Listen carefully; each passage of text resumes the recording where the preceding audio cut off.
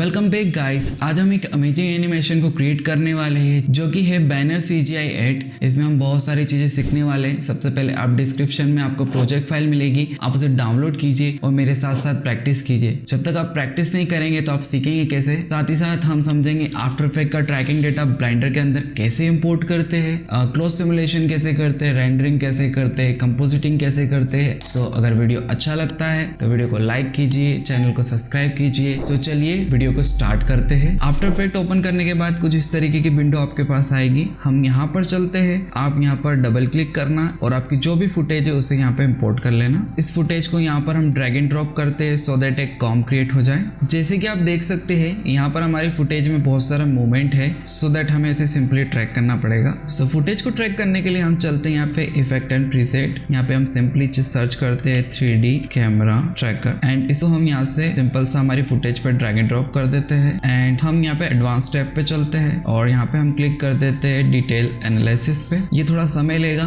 Footage को track करने के लिए, सो मैं वीडियो की स्पीड को थोड़ा फास्ट कर देता हूँ सो दैट आपका टाइम बचे। तो ट्रैकिंग कंप्लीट होने के बाद हमें कुछ ये ट्रैक पॉइंट साइज को यहाँ से इंक्रीज कर सकते हैं सो इसका साइज बढ़ जाएगा। अगर ज़्यादा बड़े हैं तो यहाँ से आप इनको छोटा भी कर सकते हैं। इवन दो आपको नहीं दिख रहे तो आप यहाँ से इस वाले ऑप्शन को सिलेक्ट कर देना। समटाइम हम इसे बंद कर देते हैं। सो फॉर एग्जाम्पल मैं इसे यहाँ से ऑफ कर दूँ तो ये नहीं दिखेगा। सो सिंपल सा हम व्यू में चलते हैं और इस वाले ऑप्शन को यहाँ पे सिलेक्ट कर लेते हैं सो दैट हमारे ट्रैकर पैनल हमें यहाँ से दिखे। अगर आपका जो ये टारगेट साइज है अगर ये छोटा दिख रहा है तो आप सिंपल सा यहाँ पर जाकर इसको थोड़ा बड़ा कर सकते हैं। हल्का सा यहाँ पे जूम करते हैं। सो मैं यहाँ पे क्या करता हूँ, ये वाले को एंड यहाँ पे शिफ्ट प्रेस करके ये वाला एंड देन इसको यहाँ पे सिलेक्ट करके चारों ट्रैक पॉइंट को सिलेक्ट करके यहाँ पे मैं कर रहा हूँ राइट क्लिक एंड यहाँ पे मैं कर रहा हूँ create solid and camera. Just click on this. तो आपको यहाँ पे एक सॉलिड बन के आ जाएगा और यहाँ पे आपको एक कैमरा आ जाएगा। ये सॉलिड अगर आप अलाइन नहीं है तो आप इसे सिंपल सा यहाँ पे हम प्रेस करते हैं R। जैसे हमने R प्रेस करा सो यहाँ पे हम इसे सिंपल सा अलाइन कर सकते हैं। सो यहाँ पे सिंपल सा इसको थोड़ा सा टील कर लेते हैं कुछ इस तरीके से। चाहो तो हम यहाँ पे शिफ्ट और S प्रेस करके हम इसकी थोड़ी सी स्केल को बढ़ा लेते हैं, लगभग इतना। एंड अब इसको हम थोड़ा सा रोटेट करके अच्छे से मैच कर लेते हैं।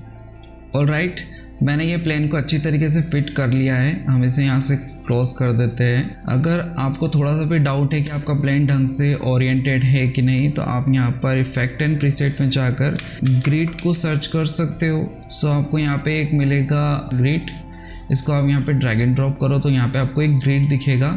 इससे आप थोड़ा सा आइडिया लगा सकते हो कि हाँ मेरे वीडियो में ये अच्छे से काम कर रहा है कि नहीं। अगर आप यहाँ पे चेक करोगे तो ये प्रॉपर तरीके से यहाँ पर फिट हो गया है।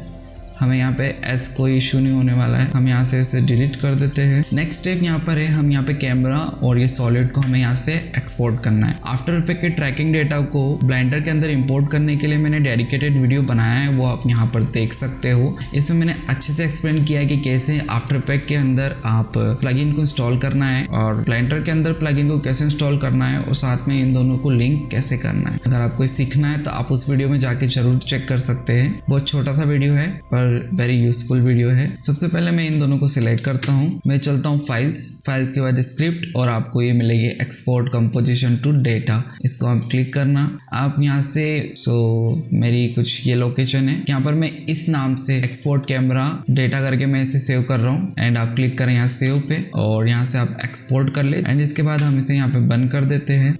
यहाँ पे ब्लेंडर का कोई भी वर्जन हो इससे कोई फर्क नहीं पड़ता। हम यहाँ पे जनरल पे क्लिक करते हैं। मैं यहाँ से लेफ्ट क्लिक करके पूरा सिलेक्ट करता हूँ और कीबोर्ड पे डिलीट प्रेस करता हूँ। मैं यहाँ से स्क्रीन को भी ऑन कर लेता हूँ सो दैट मैं कुछ यहाँ पे प्रेस करूँ लेफ्ट क्लिक राइट क्लिक तो आपको यहाँ पर वो सारी की सारी चीजें दिखेगी तो आपको शॉर्टकट के लिए परेशान ना होना पड़ेगा। सो यहाँ पे आपको कुछ सेटिंग करनी पड़ेगी। आपको जाना है यहाँ पर एडिट और प्रेफरेंसेस पे आपको सबसे पहले चलना है एड-ऑन्स पे। एड-ऑन पे क्लिक करने के बाद आपको यहाँ पे सर्च करना है नोड और इस नोड रेंगुलर को यहाँ पर टिक कर देना है। अगर आपके पास ओल्डर वर्जन है तो आप एड-ऑन्स में ही रहकर यहाँ पर आप सर्च कर सकते हैं कर्व, बट अगर आपका न्यू वर्जन है तो आपको यहाँ पे जाना है एक्सटेंशन पे और यहाँ पे आपको सर्च करना है कर्व पुराने वाले वर्जन में आप एडॉन्स में ही सर्च कर सकते थे, बट न्यू वर्जन में आपको एक्सटेंशन के लिए अलग से कुछ दे के रखा है, तो आप यहाँ पर भी सर्च कर सकते हो। आपको मिलेगा यहाँ पे एक्स्ट्रा कर्व्स ऑब्जेक्ट, ये मेरे इसमें ऑलरेडी इंस्टॉल्ड है। अगर आपके इसमें नहीं है तो आपको कुछ यहाँ पर एक बटन दिखाई देगा इंस्टॉलेशन जैसा, जो कि आपको यहाँ पर दिखाई दे रहा है। आपको सिंपली यहाँ पे क्लिक करना है, क्योंकि मेरा ऑलरेडी है तो मेरे को यहाँ पे बटन नहीं दिख रहा है। अगेन आपको एडॉन्स में चलना है और यहाँ पर आपको सर्च करना है कर्व। आपको यहाँ पर जो आपने एक्सटेंशन में इंस्टॉल करा था वो आपको यहाँ पे दिख जाएगा। अब यहाँ पे चेक करना है यहाँ पे क्लिक है कि नहीं। अगर यहाँ पे चेक बॉक्स ऑफ है तो इसे ऑन कर लेना। उसके बाद हम चलेंगे नेविगेशन पे, ऑर्बिट अराउंड सिलेक्शन, इसको आप जरूर चेक करके रखना। उसके बाद हम चलते हैं यहाँ पर इनपुट्स में और आपको मिलेगा, इसको आप जरूर चेक कर लेना। इस वाले ऑप्शन से आपके जो ब्लेंडर के माउस पॉइंटर के जो नेविगेशन होते हैं तीनों पॉइंट, ये आसानी से एक्टिवेट हो जाएंगे। सबसे पहले मैं आपको बेसिक सा नेविगेशन समझा देता हूँ। मैं यहाँ पे एक ऑब्जेक्ट ले लेता हूँ यहाँ से फटाफट, सो आपको समझ में आ जाए। जो माउस का स्क्रॉल व्हील है उस तरीके से स्क्रॉल करेंगे तो ये जूम इन जूम आउट होगा। उसके बाद अगर आपको यहाँ पे रोटेट करना है स्क्रीन को देखने के लिए तो आप यहाँ पे alt and left click press करना। यहाँ पे मिडिल दिखा रहा है बट यहाँ पे मैं alt and left click press कर रहा हूँ और यहाँ पे इस तरीके से ड्रैग कर रहा हूँ माउस को। अगेन थर्ड मूवमेंट जो मैं बहुत ज़्यादा यूज़ करता हूँ, मैं करता हूँ शिफ्ट एंड अल्ट एंड यहाँ पे लेफ्ट क्लिक करता हूँ, सो दैट ये इधर उधर मूवमेंट करता है। ये मूवमेंट मैं फ्रिक्वेंटली यूज़ करता हूँ। उसके बाद आपको यहाँ पे बहुत सारे नेविगेशंस मिलेंगे। मैंने इसे सिलेक्ट करा और यहाँ पे हमारे पास मूव टूल है। जो ये ब्लू लाइन है वो आपका जेड एक्सेस है, जो कि अप एंड डाउन है, और जो ये रेड एक्सेस है, अगर आप इसको देखेंगे जो रेड लाइन है ये आपकी एक्स एक्सेस है, और इसी के साथ जो ये ग्रीन वाली लाइन है ये आपका वाई एक्सेस है। इसी के तरीके आप बहुत सारी चीज़ें कर सकते हो। यहाँ पर आप रोटेट कर सकते हो, ऑल अप टू यू है। अगर आपको ये चीज़ें नहीं समझ में आ रही तो आप सिंपल से यहाँ पे सिलेक्शन बॉक्स टूल को ले लेना। आपको यहाँ पे मिलेगा ऑब्जेक्ट और आप यहाँ से भी इसको मूव कर सकते हो। इस तरीके से आपको जहाँ पे मूव करना है उस एक्सेस के ऊपर आप मूव कर सकते हो। रोटेशन एंड स्केल भी यहाँ से आप कर सकते हो। सो मैं इसे सबसे पहले डिलीट करता हूँ। ये हमारा ब्लेंडर का बेसिक्स है। हम यहाँ पे चलते हैं फाइल्स इंपोर्ट और हमें मिलता है after effect composition data convert to JSON. ये अगर आपको नहीं मिलता है तो आप मेरे पुराने वीडियो चेक कर सकते हो, मैंने डिटेल में एक्सप्लेन किया है वहाँ पर। अभी हम यहाँ पे क्लिक करते हैं एंड हम उस लोकेशन पे चलते हैं जहाँ पर हमने हमारा प्रोजेक्ट को सेव करके रखा है। सो यहाँ पे आपको एक फाइल मिलेगी एक्सपोर्ट कैमरा डेटा जेसन, इसको आपको क्लिक करना है। ये वही फाइल है जो आपने आफ्टर इफेक्ट में एक्सपोर्ट की थी। हम यहाँ पे सिंपल सा सिलेक्ट करके से इंपोर्ट कर लेते हैं। अब आप देखोगे तो हमें एक कैमरा मिला है और एक प्लेन मिला है। सबसे पहले हम यहाँ पे कैमरे को सिलेक्ट करते हैं। यहाँ पे आपको एक कैमरा आइकॉन दिखेगा, इस पे हम क्लिक करते हैं। जो बैकग्राउंड इमेजेस है यहाँ पर टिक करते हैं, इसे यहाँ पे ओपन करते हैं। यहाँ पे एड इमेजेस पे करते हैं। हमारी इमेज नहीं है, हमारी मूवी क्लिप है, तो हम यहाँ पे मूवी क्लिप पे क्लिक करते हैं एंड यहाँ से हम हमारे वीडियो को इंपोर्ट कर लेते हैं। सो ये हमारा वीडियो है, इसे हमने यहाँ पे सिलेक्ट करा एंड इंपोर्ट करा। जब भी आपको कैमरा व्यू के थ्रू देखना है तो आप नंबर पैड पे 0 प्रेस करना। सो आप कैमरा व्यूज के अकॉर्डिंग ही देख रहे होंगे। अब यहाँ पर आप देख सकते हो कि ये थोड़ा सा डिम दिख रहा है, तो उसके लिए हम यहाँ पर क्या कर सकते हैं, इसकी ओपेसिटी को हम बहुत हाई कर देते हैं सो दैट ये हमें अच्छे से दिखे। यहाँ पे हम चलते हैं view port display and view port display में पास आउट है, इसको हम फुल कर देते हैं सो दैट हमें कैमरे के व्यू के अलावा यहाँ पर कुछ भी ना दिखे। कैमरा व्यू से बाहर जाना है तो हम यहाँ पे नंबर पैड पे 0 प्रेस करेंगे। सो हमें यहाँ पे एक प्रॉब्लम फेस हो रही है, वो क्या है, ये हमारा प्लेन है और ये हमारा कैमरा है जो कि हमारे वर्ल्ड ओरिजिन से बहुत ही दूर है। सो हम यहाँ पे नंबर पैड पे 7 प्रेस करते हैं। अगर आप देखोगे तो ये हमारा वर्ल्ड ओरिजिन है और ये हमारा प्लेन और ये हमारा कैमरा है, बहुत दूर है। सो हम क्या करते हैं, यहाँ पर इसको सिलेक्ट करते हैं जिसमें हमारा एम्प्टीज और प्लेन दोनों सिलेक्ट है। यहाँ पे हम प्रेस करते हैं Alt P और यहाँ पे हम करते हैं clear and keep transformation. Totally हम अनपेरेंट कर रहे हैं। यहाँ पर किसी एक को हम यहाँ पे डिलीट कर देते हैं, दिस वन। जो कैमरे का एम्प्टी है उसे सिलेक्ट करते हैं। मैंने कैमरे को सिलेक्ट नहीं किया है, मैंने कैमरे के एम्प्टी को सिलेक्ट किया है। यहाँ पर आप देखो ये कैमरा है और ये कैमरे का एम्प्टी है, दोनों अलग है। सो मैंने कैमरे के एम्प्टी को सिलेक्ट करा है एंड उसके बाद शिफ्ट के साथ इस प्लेन को सिलेक्ट करा है एंड उसके बाद मैंने यहाँ पर शिफ्ट के साथ अगेन एम्प्टी को सिलेक्ट करा है और यहाँ पर मैं कर रहा हूँ Ctrl P एंड यहाँ पर हम करेंगे कीप ट्रांसफॉर्मेशन ऑब्जेक्ट। इससे सिंपल सा क्या होगा, व्हेनेवर जब मैं एम्प्टी को सिलेक्ट करता हूँ और मूव करता हूँ तो इसके साथ ही कैमरा भी मूव होता है। इसको हम चलेंगे टॉप व्यू में और सिंपल सा हम इसे थोड़ा सा वर्ल्ड ओरिजिन की तरफ लेके आएंगे। हम फ्रंट व्यू दबाएंगे और इसको हम ऊपर की तरफ ले चलेंगे। इसे ऊपर ले चलते हैं। यहाँ से मैं इसे रोटेट कर देता हूँ थोड़ा सा। अगर ये फास्ट रोटेट हो रहा है तो आप शिफ्ट प्रेस कर लेना, तो ये स्लो रोटेट होगा। अगेन मैं मूव टूल लेके इसको अच्छे से सेट कर देता हूँ। सो ये हमारे फ्रंट एक्सेस है, उससे तो अच्छे से मैच कर गया। टॉप से अगर हम चेक करते हैं इसको तो इसे हमने टॉप से भी अच्छे मैच कर लिया। हम 3 दबाते हैं और हम राइट व्यू से देख रहे हैं अभी, और राइट व्यू से इसे हम थोड़ा सा रोटेट कर लेते हैं। अगेन ये फास्ट हो रहा है तो हम यहाँ पे शिफ्ट प्रेस करते हैं तो ये स्लो होगा। अगर आप यहाँ पर देखोगे तो ये प्लेन एग्जैक्टली अच्छे से यहाँ पर मैच कर गया है। अगर ये एडजस्ट करने वाला पार्ट आपको नहीं आता है तो डोंट वरी, यहाँ से इसको मैच करना है। सिंपल सा हम यहाँ पर इसे टॉप व्यू से मैच कराए हैं, 1 प्रेस करके मैंने फ्रंट व्यू से मैच कराए हैं, 3 प्रेस करके मैंने इसे राइट व्यू से अच्छे से मैच कर लिया है। सो दैट अगर आप इसे देखेंगे तो ये प्रॉपर तरीके से मैच हो गया है। इसके बाद हम क्या करते हैं, हम 0 प्रेस करके कैमरा व्यू में चलते हैं और यहाँ पे हम चेक करते हैं क्या हमारा प्लेन यहाँ पे प्रॉपर तरीके से सेट हुआ है क्या। अगर यहाँ आप गौर से देखोगे तो यहाँ पर थोड़ा सा कैमरा स्लिप हमारा हो रहा है, प्रॉपर प्लेन हमारे बिल्डिंग से अलाइन नहीं है। ये वाली एरर को फिक्स करने के लिए हम क्या कर सकते हैं, सिंपल सा आप कैमरे को सिलेक्ट करो। यहाँ पर आपको सारे की फ्रेम दिखेंगे। प्रॉब्लम यहाँ पर आ रही है कि जो हमारा आफ्टर इफेक्ट है वो फ्रेम 0 से स्टार्ट होता है और हमारा जो ब्लेंडर है वो फ्रेम नंबर 1 से काउंट होता है। सो दैट हम क्या करते हैं, ये हमारी सारी की सारी की फ्रेम सिलेक्ट है। अगर इस कंडीशन में अगर ये कुछ व्हाइट कलर के दिख रही है तो हम यहाँ पे कीबोर्ड पे A प्रेस करेंगे तो ये सारी की सारी की फ्रेम सिलेक्ट हो जाएगी। देन इसको हम यहाँ से पकड़ के फ्रेम नंबर 1 पे ले आएंगे और ये वाली प्रॉब्लम भी आपकी सॉल्व हो जाएगी। अब यहाँ पर हम क्या करते हैं, जो चीजें हमें डिस्ट्रैक्ट कर रही है, फॉर एग्जाम्पल ये, इसे हम हाइड करते हैं। हाइड करने के लिए यहाँ पे हमें H प्रेस करता हूँ, ये हाइड हो जाएगा। जो नल है ये भी हमें हाइड करना पड़ेगा, ये भी हमें थोड़ा सा डिस्ट्रैक्ट कर सकता है। 0 दबा के कैमरा व्यू से बाहर चलते हैं। अब यहाँ पर हम लेंगे एक क्यूब।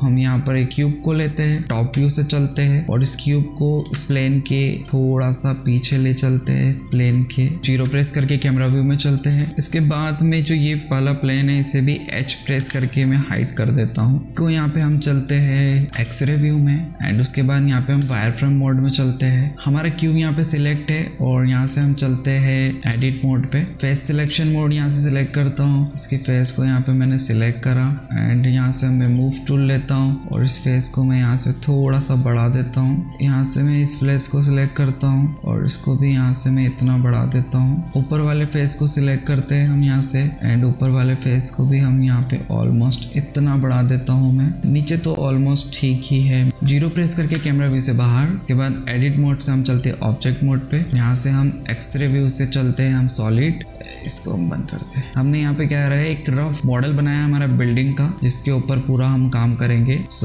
इसे हम यहाँ पे डबल क्लिक करके नाम दे देते हैं बिल्डिंग। इस बिल्डिंग मॉडल को थोड़ी देर के लिए हम बाहर निकाल लेते हैं और यहाँ से हम इसे ऑफ करते हैं। एंड नेक्स्ट स्टेप, हम यहाँ पे बैनर क्रिएट करेंगे। तो यहाँ पे सिंपल सा चाहिए एक प्लेन। ये प्लेन को हम यहाँ पे क्लिक करते हैं। यहाँ से हम इसे X में 90 प्रेस करते हैं और Z में भी हम यहाँ पे 90 प्रेस करते हैं और इस बैनर को हम यहाँ पे ऊपर की तरफ ले चलते हैं। अब ये बैनर कितना बड़ा चाहिए आप अपने हिसाब से आप डिसाइड कर सकते हो। मुझे तो थोड़ा सा चौड़ा भी। इसके बाद 0 प्रेस करके हम बाहर चलते हैं। कंट्रोल A प्रेस करके सबसे पहले यहाँ पे हम रोटेशन और स्केल को हम यहाँ पे अप्लाई कर देते हैं। हम इसको सिलेक्ट करके हम प्रेस करते हैं यहाँ पे टैप और हम चले गए यहाँ पे एडिट मोड पे। उसके बाद यहाँ पे हमने राइट क्लिक करा, आपको मिलेगा सब डिवाइड पे, एक बार क्लिक करो एंड आप यहाँ पर आपको, और इसकी वैल्यू को आप 60 कर देता हूँ तो 60 बार इसको सब डिवाइड कर देगा। बेटर स्मूथनेस आएगी। इसका हुक बनाने के लिए हम क्या करते हैं, टॉप को सिलेक्ट कर लेते हैं। उसके बाद में गया ऑब्जेक्ट डेटा प्रॉपर्टी पे, आपको यहाँ पे एक वर्टेक्स ग्रुप्स मिलेगा। यहाँ पे हमने प्लस पे सिलेक्ट कर लेना है एंड उसके बाद यहाँ पे हम करते हैं असाइन। तो ये जितनी भी वर्टेक्स है ये इस वर्टेक्स ग्रुप के अंदर असाइन हो गई है और इसका मैं नाम चेंज कर देता हूँ पिन। अगर आपको चेक करना है यहाँ पे पिन ग्रुप असाइन हुआ है कि नहीं, तो आप यहाँ पे एम्प्टी सेक्शन पे क्लिक करना, देन इस पे यहाँ पे सिलेक्ट करना और ये असाइन हो चुका है एडिट मोड से ऑब्जेक्ट मोड पे।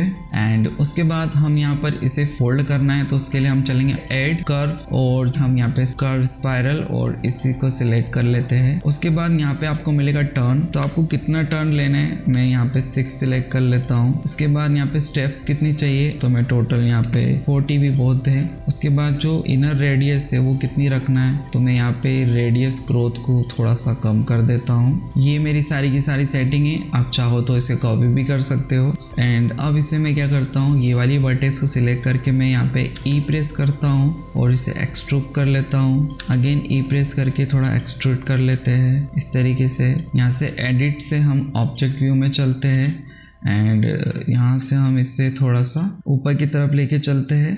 सो हम यहाँ पे 3 प्रेस करके एक बार, अभी मैं राइट व्यू में हूँ ना, राइट। एंड उसके बाद मैं इसको सिलेक्ट करके यहाँ से मैं प्रेस करता हूँ X90।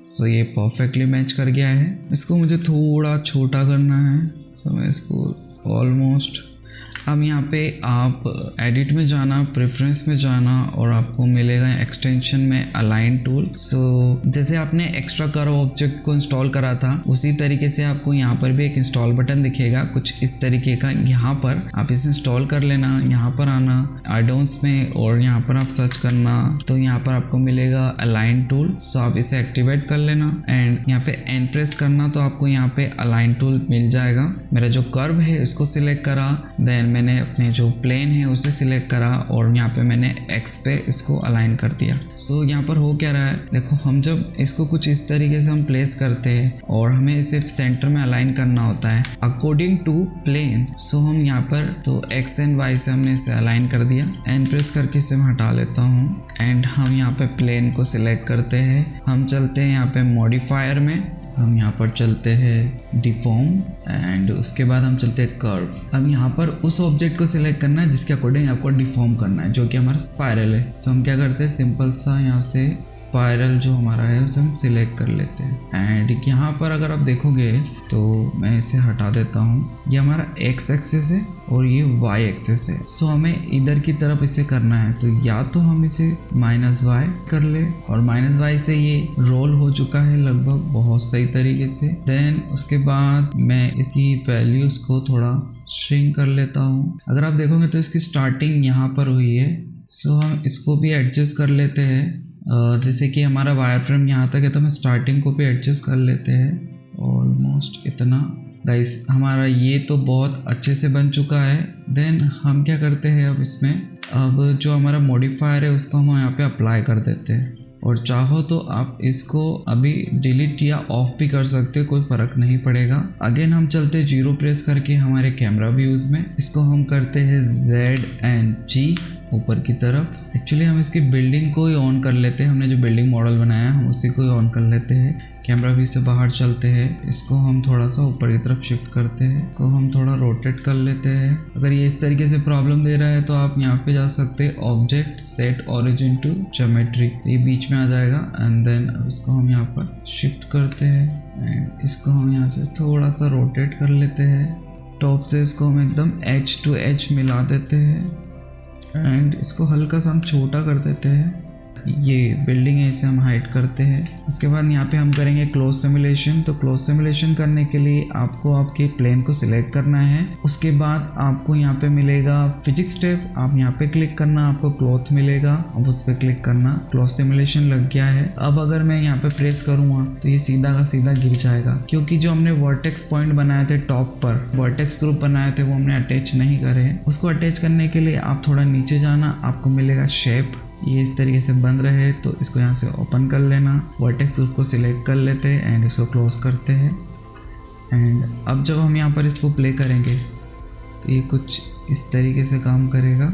नाउ अगर हम इसे ध्यान से देखें, अगर यहाँ से मैं वायर फ्रेम ऑन कर दूँ, अगर आप यहाँ पे देखोगे तो ये सेल्फ कोलाइड कर रहा है। इसका जो ये क्लॉथ है ये अपने अंदर ही घुस जा रहा है। इससे बचने के लिए हम क्या करेंगे, थोड़ा सा नीचे चलेंगे, आपको यहाँ पे कोलिजन दिखेगा। आप यहाँ पर क्या करना, सेल्फ कोलिजन को ओके कर देना एंड देन अगेन हम यहाँ से प्रेस करते हैं और इस बार ये इसके अंदर नहीं घुसेगा, इसीलिए हम ये सेल्फ कोलिजन को ऑन कर देते हैं। आप यहाँ पर बहुत सारी सेटिंग्स को छेड़ सकते हो, आप चाहो तो मैं आपको सेटिंग्स बता देता हूँ। जो आपका फर्स्ट ऑप्शन है क्वालिटी स्टेप। क्वालिटी स्टेप क्या होता है, the number of simulation in each frame, इसकी अगर वैल्यूज़ को आप थोड़ा बढ़ा दोगे, इसकी वैल्यूज़ को 10, 15, 50 कर दोगे तो आपका सिमुलेशन बहुत एक्यूरेट बनेगा, बट साथ ही साथ आपका सिस्टम बड़ा स्लो हो जाएगा। तो हाईली रिकमेंड है कि इसके सिमुलेशन को आप यहाँ पर 5 ही रहने दें। ये आपको मिलेगा स्पीड मल्टीप्लायर। स्पीड मल्टीप्लायर क्या होता है, जब इसकी वैल्यू 1 रहती है तो ये एक ओरिजिनल वैल्यू पर इस सिमुलेशन को रेंडर करता है। अगर आपको थोड़ी सी स्पीड बढ़ानी है तो आप यहाँ पर क्या कर सकते हो, इसकी वैल्यू को बढ़ा सकते हो। यहाँ पर इसकी वैल्यू थोड़ी डबल हो जाएगी और डबल स्पीड से आपका कपड़ा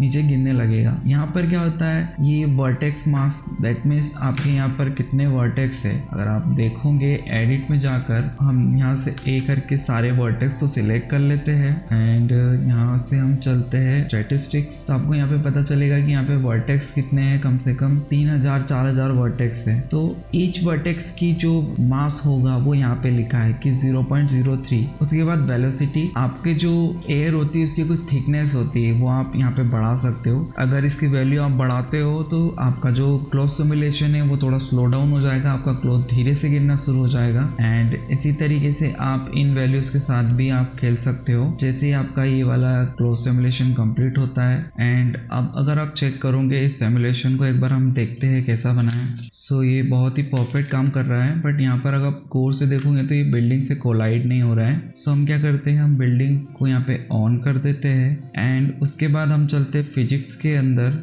एंड यहाँ पे हम कोलिजन को ऑन कर देते हैं एंड उसके बाद हम चलते हैं क्लॉथ में एंड क्लॉथ में हम क्या करते हैं, बैक और डायनेमिक्स बैक करने का मतलब क्या होता है, एक्चुअली ये फिजिक्स बेस्ड रेंडर है और एवरी टाइम जब भी आप प्ले हेड को चलाओगे ये खुद ब खुद उसको कैलकुलेट करेगा।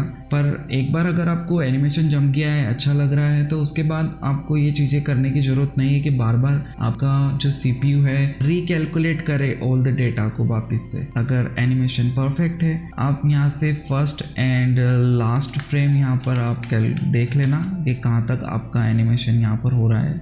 सो हम इसको भी 347 तक हम कर देते हैं। तो हम इसे बैक कर देते हैं। यहाँ पर आप देख सकते हो कि 300 फ्रेम्स यहाँ पर बैकिंग हो रही है और टोटल यहाँ पर हमें कितने MB का डेटा मिलता है हमें चेक करते हैं। सो यहाँ पर हमें 350 फ्रेम के लिए 45 MB का बैकिंग डेटा मिला है। अब नेक्स्ट टाइम जब भी आप इसे प्रेस करेंगे स्टार्टिंग में जाकर कुछ इस तरीके से, तो ये बहुत प्रॉपर तरीके से काम करेगा। अब इसके बाद यहाँ पे हम टेक्सचरिंग करेंगे, तो हम चलते हैं शेडिंग टैब में। अभी तो हमें इस चीज़ का कोई काम नहीं है, तो बिल्डिंग को हम यहाँ पे ऑफ कर देते हैं। ये हमारा प्लेन है, प्लेन को सिलेक्ट करते हैं, न्यू टेक्सचर्स। अब जो भी आपका टेक्सचर्स आपने रखे हैं आपके एडवर्टाइजिंग के लिए, उन्हें आप यहाँ पे इंपोर्ट करना। तो ये मेरा हिसाब है, मुझे ये मैं कुछ इस तरीके का इमेजेस ले लेता हूँ। इसे मैंने सिलेक्ट करा और यहाँ पे ड्रैग एंड ड्रॉप कर दिया, सिंपल सा। जूम कर रहा हूँ स्क्रॉल व्हील से एंड यहाँ पर जो कलर वाला है इसको हम यहाँ पे बेस कलर से ऐड कर देते हैं। एंड उसके बाद अगर आपने यहाँ से नोड रेंगुलर स्टार्टिंग में ऑन किया है तो यहाँ पे हम Ctrl+T दबाएंगे। सो मैं एक काम करता हूँ, यहाँ पर मैं चेंज कर लेता हूँ कोई सा अच्छा पोस्टर, ये मुझे अच्छा नहीं लग रहा है। तो लेट यूज जोमेटो वाला।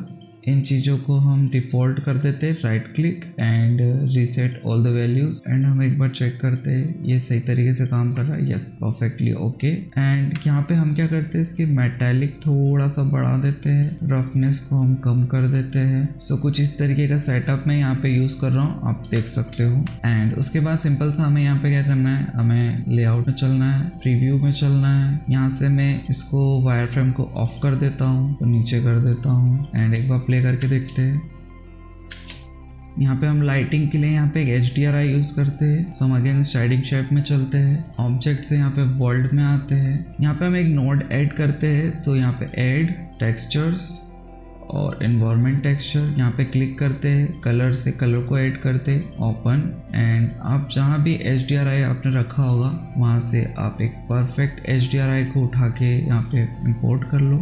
एंड यहाँ पे मैं Ctrl+T प्रेस कर रहा हूँ। यहाँ से हम क्या करते हैं, रेंडर में चलते हैं, EV से कर देते हैं साइकिल, CPU से कर देते हैं GPU। और जो सैम्पलिंग बहुत ज़्यादा है तो मुझे 50 काफ़ी लगती है, जो कि हमारे व्यू पोर्ट के लिए है। रेंडरिंग के टाइम पे मैं 50 बढ़ा देता हूँ, 150 कर देता हूँ। तो ये वाली सेटिंग हमारे रेंडर के टाइम पे है और ये वाली सेटिंग अभी हमारे व्यू पोर्ट के लिए हम कम ही रखेंगे। उसके बाद हम चाहेंगे फिल्म के अंदर और यहाँ से हम ट्रांसपेरेंट को सिलेक्ट कर लेंगे और जो ये लास्ट वाला दिख रहा है हमें रेंडर बटन, इस पर एक बार क्लिक करेंगे। यहाँ पे हम 0 प्रेस करेंगे और हम चेक करेंगे क्या हमारा ये रेंडर हो रहा है। यहाँ पे आप देख सकते हो और हमारा बॉक्स यहाँ पे दिख रहा है, बट रेंडर में हमें बॉक्स तो नहीं चाहिए। सो हम इसको क्या बनाएंगे, एज ए शैडो कैचर। कैसे करेंगे, आप इस बॉक्स को सिलेक्ट करना, उसके बाद हम यहाँ पे चलते हैं ऑब्जेक्ट्स के अंदर। यहाँ पे हमें विजिबिलिटी मिलेगी तो हम यहाँ पे विजिबिलिटी पे क्लिक कर देंगे। उसके बाद आपको मिलेगा कि मास्क एज ए शैडो, तो हम यहाँ पे इसे शैडो कैचर बना देंगे। नाउ अगर आप चेक करोगे तो यहाँ पर ये एज ए शैडो कैचर काम करेगा। चलते हैं रेंडर पे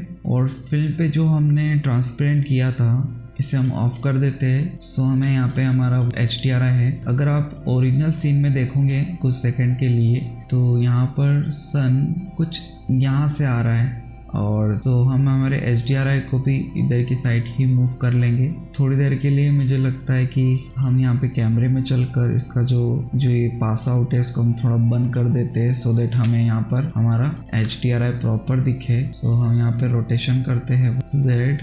लाइटिंग की इंटेंसिटी कम करना है तो आप यहाँ से कर सकते हो, बट मुझे तो 1 इज मोर देन इनफ लग रही है। अगेन इसको हमें हाइड करना है तो हम चलते हैं रेंडर प्रॉपर्टी के अंदर, फिल्म के अंदर एंड यहाँ पे ट्रांसपेरेंट पे क्लिक करते हैं और अगर आप देखोगे तो यहाँ पर ये प्रॉपर रेंडर हो रहा है। अगर सब कुछ आपको ठीक लग रहा है, सब कुछ कंप्लीट हो गया है, देन हम चल सकते हैं हमारे आउटपुट के ऊपर 1920x1080 फुल HD। तो हम यहाँ पे फुल HD रखा, इसको 100% कर दिया। FPS आपको क्या चाहिए थे, तो कुल मिला के अगर आप आपके वीडियो को अगर आप सर्च करोगे, ये आपका वीडियो है तो यहाँ पे इस वीडियो पे आप राइट क्लिक करना, प्रॉपर्टीज पे चलते हैं, डिटेल पे चलते हैं तो आपको मिलेगा 1920 1080 रेजोल्यूशन है और इसकी जो फ्रेम रेट है वो है 2997। तो यही रेजोल्यूशन को हम यहाँ पे भी रख लेते हैं। फ्रेम रेट 1 से लेके 49 तक फ्रेम रेट है। एंड उसके बाद यहाँ पे आउटपुट आप क्या कर सकते हो, आप चाहो तो फोल्डर के अंदर ही एक फोल्डर बना देना रेंडर नाम का एंड उसके अंदर सिलेक्ट करके आप सारी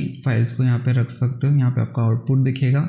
मैं आउटपुट पर्सनली PNG पसंद करता हूँ। अगर आप PNG रख रहे हो तो आपको यहाँ पर RGB नहीं RGB अल्फ़ा रखना पड़ेगा, अल्फ़ा फॉर द ट्रांसपेरेंसी। अगर आप RGB रखोगे तो आपका जो रेंडर निकलेगा वो किसी काम का नहीं रहेगा। एंड अब चलते हैं हमारा कंपोजिटिंग जो फाइनल पार्ट है। एंड हम यहाँ पर क्या करते हैं, एक फ्रेम को यहाँ पे हम पहले रेंडर कर लेते हैं, कैसी दिख रही है हम चेक करते हैं। तो यहाँ पे हम रेंडर इमेज पे जाएंगे। यहाँ पर हमें एक प्रॉब्लम आ रही है, हमारे कुछ पार्ट्स यहाँ पर दिख रहे हैं तो हम उन्हें भी हाइड कर लेते हैं। एक्चुअली यहाँ पर प्रॉब्लम क्या आ रही है, यहाँ पर ये जो आइज है, ये आइज तो हम यहाँ से बंद कर रहे हैं तो हमारी ये चीज़ें तो बंद हो रही है, और पर दिक्कत क्या आ रही है कि हम यहाँ पे जो रेंडर बटन है उसको बंद नहीं कर रहे। तो हम यहाँ से एक बार रेंडर, ये व्यू पोर्ट के लिए होती है आइज और ये रेंडर के लिए होती है, तो हमने व्यू पोर्ट में तो बंद कर दिया तो हमारे रेंडर में दिख रहा था। सॉल्यूशन क्या है, सिंपल सा, हम यहाँ पे इसके कैमरा बटन को बंद कर दो तो ये रेंडर से भी दिखना बंद हो जाएंगे। और भी कोई चीज़ है तो हम उन्हें भी बंद कर लेते। फॉर एग्जाम्पल जैसे ये ट्रैक है, आपको जो ये वाइट पीछे से दिख रहा है वो ट्रैक है, तो हम उस ट्रैक को भी इस तरीके से जो दिख रहा है हम इसको भी यहाँ से ऑफ कर देते हैं, ताकि कैमरा ऑफ करने से रेंडर में भी वो ऑफ हो जाता है। And image render, yes perfect. तो हमें रेंडर में एक प्रॉब्लम और देखने को मिली, ये कुछ इन्वर्टेड दिख रहा है तो इसको भी हम रिजॉल्व कर लेते हैं। कुछ इस तरीके से दिख रहा है तो हमें क्या करना है, अभी वर्ल्ड में है तो हम चलते ऑब्जेक्ट में,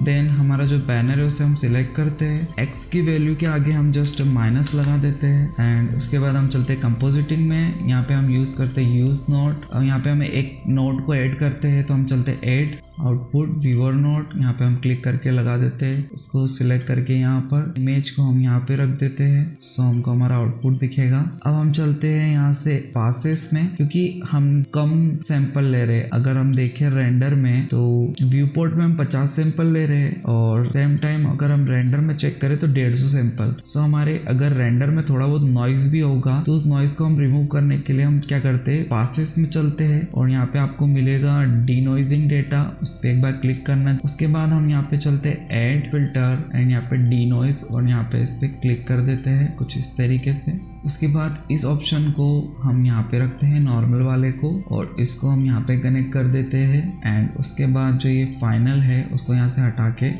हम यहाँ पे कनेक्ट कर देते हैं। तो फाइनल कंपोजिटिंग कुछ हमारी इस तरीके से होगी एंड उसके बाद आपको क्या करना है, रेंडर एनिमेशन पे क्लिक करना है। फ्रेम 1 से लेके फ्रेम 347 तक ये रेंडर निकालेगा। सो कुछ इस तरीके की फ्रेम यहाँ पर रेंडर होगी जो कि PNG फ्रेम है और यहाँ पर लगभग 347 फ्रेम्स रेंडर होगी जिसमें बहुत टाइम लगेगा। जैसे ही ये सारी फ्रेम रेंडर हो जाती है उसके बाद कंपोजिटिंग करने के लिए आपको आफ्टर इफेक्ट खोलना है। आफ्टर इफेक्ट में आपकी जो मेन फुटेज है उसे आपको इंपोर्ट करना है, सबसे पहले डबल क्लिक करके। देन उसके बाद आपको फुटेज है उससे एक कॉम्पोजिशन क्रिएट करनी है। तो सिंपल सा फुटेज को ड्रैग एंड ड्रॉप करो उस आइकॉन पे, तो एक कंपोजिशन क्रिएट हो जाएगी एंड उसके बाद आपके जितने भी जो रेंडर्स है उन्हें एक बार क्लिक करें। मेक श्योर आपका जो यहाँ पर PNG सीक्वेंस है वो हमेशा चेक रहे और यहाँ पे आप इंपोर्ट कर लेना और इसे भी अपने फुटेज के टॉप लेयर पे से ड्रैग एंड ड्रॉप कर दें। फाइनल रेंडर आपका तैयार हो जाएगा। अगर ये वीडियो आपको अच्छा लगता है तो इस वीडियो को लाइक कीजिए, चैनल को सब्सक्राइब कीजिए। आप क्या पढ़ना चाहते हैं आगे वो मुझे बताना, मैं जरूर ट्राई करूंगा। इसी के साथ जय हिंद, वंदे मातरम।